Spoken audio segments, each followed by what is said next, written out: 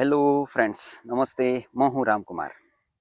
आज पनि म तपाईहरु समक्ष एउटा अनबक्स भिडियोका साथ उपस्थित भएको छु।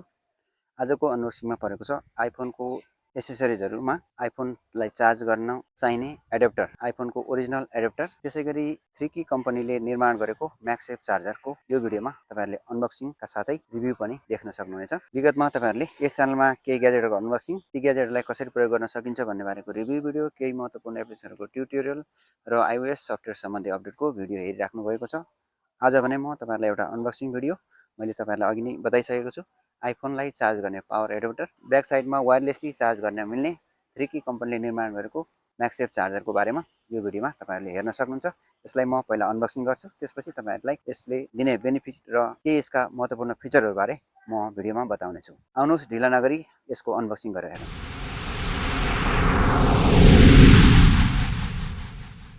साथीहरु, यो आइफोनलाई चार्ज गर्ने यो म्यागसेफ चार्जर, यो जुन थ्रीकी कम्पनीले निर्माण गरेको छ, मैले अघि भनेको थिएँ, त्यसैको म अनबक्स गरेर तपाईहरुलाई अब देखाउने छु। र मसँग यहाँ USB-C 20 वाटको पावर एडाप्टर पनि छ, जुन चाहिँ आइफोनको ओरिजिनल चार्जर हो। यसको पनि म अहिले तपाईहरुलाई अनबक्स गरेर देखाउँछु। त्यसभन्दा पहिले म यो थ्रीकी कम्पनीको यो चाहिँ देखाउँछु। यसको लागि यहाँ प्लास्टिक रहेको छ। यसरी यो प्लास्टिक मैले हटाएँ र यहाँ यसको केही स्पेसिफिकेसनहरु दिएको छ। यसको मेन हेर्ने भनेको 15 वाटको म्याक्सिमम यसले आउटपुट दिने हो। त्यसपछि 7.5 वाट वायरलेस आउटपुट दिन्छ, यो चाहिँ लाइटनिङ केबलको सहायताले, जुन चाहिँ हामीले चार्ज गर्दाखेरि पाउनेछौँ, र सुपर म्याग्नेटिक मोर स्टेबल भनेको छ। र यसलाई म अब यो फ्रन्ट साइडमा देखाउँछु। यो चाहिँ यस्तो राउन्ड शेपमा छ। मोडल हो यसको TK21 मिनी म्याग्नेटिक म्याक्स 15 वाटको वायरलेस चार्जर। यो चाहिँ कुन डिभाइसलाई सुटेबल हुन्छ भनेर भन्दाखेरि आइफोन 12 सिरिज, 13 सिरिज र टाइप सी केबलले चार्ज गर्न सक्छौं कुनै पनि डिभाइसलाई। त्यसैगरी चार्ज गर्नको लागि त अन्य आइफोन 8 भन्दा माथिका सबै डिभाइसहरुलाई चार्ज गर्न सक्छ, जुन चाहिँ वायरलेस सपोर्ट गर्छ। तर विशेष गरी आइफोन 12 र 13 मा के हुन्छ भने ब्याक साइडमा हामीले चार्जिङ गर्ने साइडमा चाहिँ म्याग्नेटिक हुने भएकोले यसमा चाहिँ राम्रो प्रोपरली एट्याच भएर चार्ज गर्न चाहिँ मद्दत गर्छ। र यसलाई म अब खोल्न गइरहेको छु। यहाँबाट यसलाई यहाँ हेरौँ खोलेर।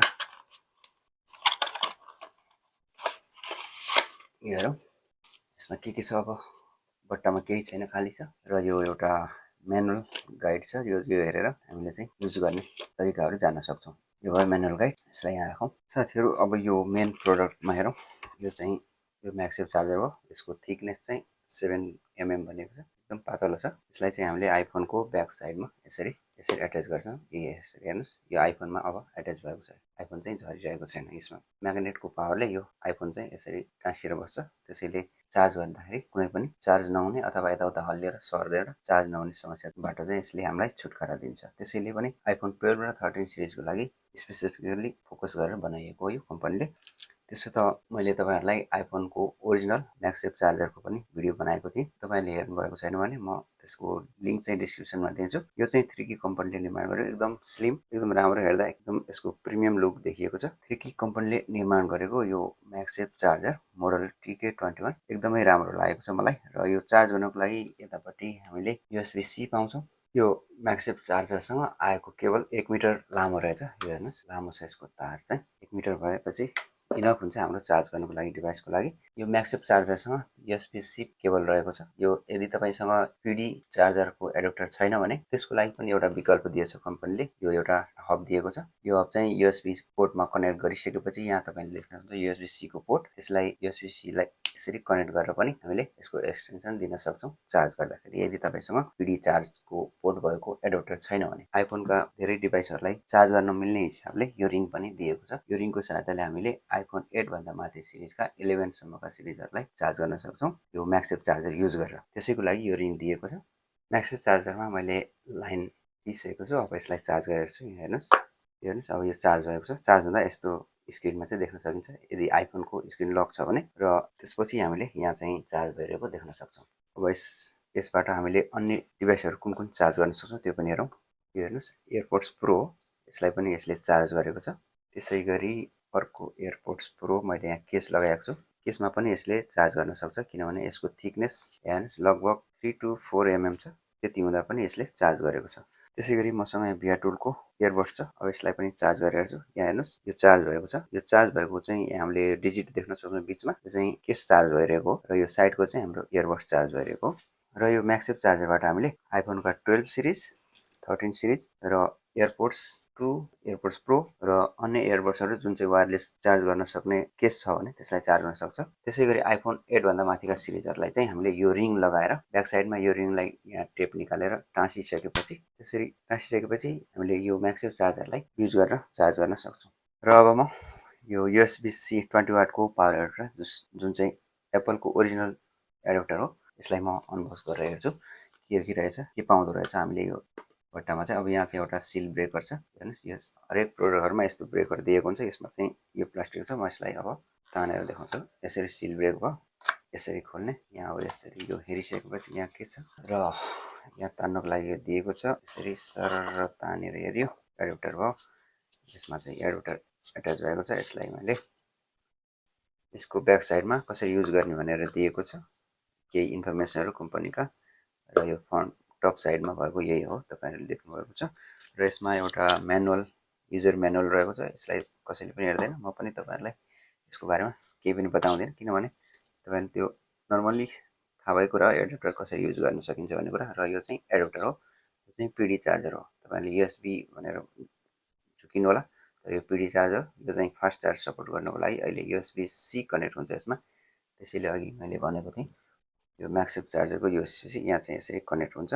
हेर्नुहोस्, कनेक्ट हुन्छ। यो चाहिँ अब यो चार्जरको 20 वाटको हो, अरू केही यसको भनिराख्नु पर्ने जरुरी छैन। मैले तपाईँलाई नर्मल्ली यो देखाउनको लागि मात्रै हो, कस्तो हुन्छ भनेर देखाउनको लागि मैले यो गरेको छु।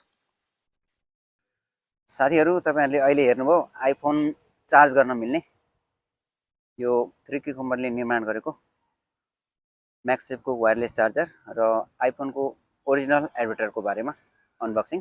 किनभने योभन्दा पहिले मैले आइफोनको एडाप्टरको कुनै पनि अनबक्स गरेको छैन र आज यो फर्स्ट टाइम मैले यो अनबक्सिङ गरेर तपाईँहरूलाई देखाएको छु।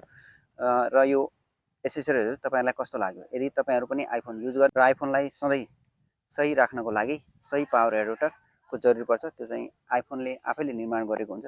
ओरिजिनल चार्जरको यो अनबक्सिङ र MagSafe चार्जर यो 3K कम्पनीले निर्माण गरेको आइफोनको लागि एकदमै बेस्ट यो वायरलेस चार्जर। यसले हामीले आइफोनलाई वायरलेसली चार्ज गर्न सक्छौँ। यो भिडियो तपाईँहरूले हेर्नुभयो र यसको केही विशेषताहरू तपाईँहरूले थाहा पाउनुभयो। भिडियो कस्तो लाग्यो? मन परेमा लाइक गरिदिनु होला र यो भिडियो धेरैभन्दा धेरै साथीहरूलाई सेयर गरिदिनु होला। र तपाईँलाई लागेको यस प्रोडक्ट सम्बन्धी केही जिज्ञासाहरू छन् भने कमेन्ट बक्समा अवश्य पनि लेख्नु होला।